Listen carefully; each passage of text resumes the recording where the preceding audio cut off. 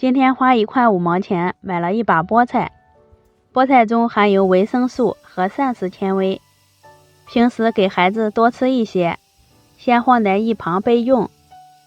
香菇切片，再切碎，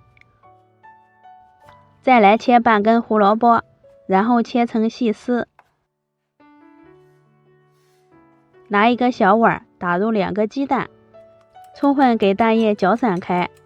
锅里油热以后，倒入鸡蛋液，快速的翻散，炒成鸡蛋碎，盛出来放凉。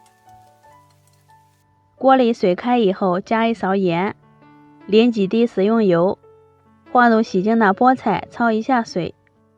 加油和盐能使菠菜的颜色更加翠绿，不变色。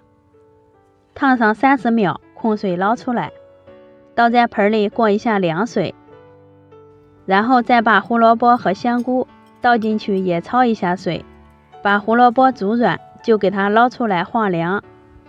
菠菜也放凉了，给它挤出多余的水分，再切成小段，好方便下一步的操作。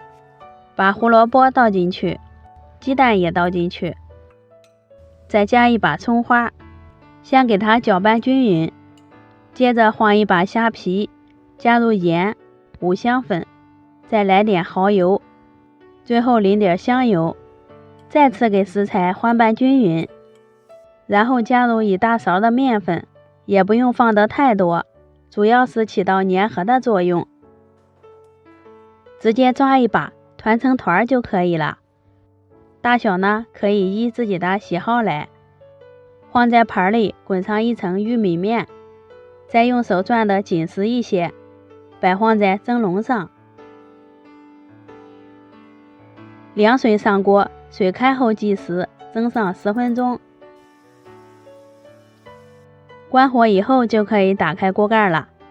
哇，真的是香味扑鼻哦！摆入盘里就可以开动啦。咱们的菠菜团团就做好啦，黄绿相间，好看又好吃，搭配了各种蔬菜、鸡蛋、玉米面，营养丰富又美味。特别是肠道不好的孩子，可以多吃一些，也可以蘸上料汁儿，一口一个，特别解馋。喜欢的朋友就点点关注，谢谢你的观看，我们下期再见。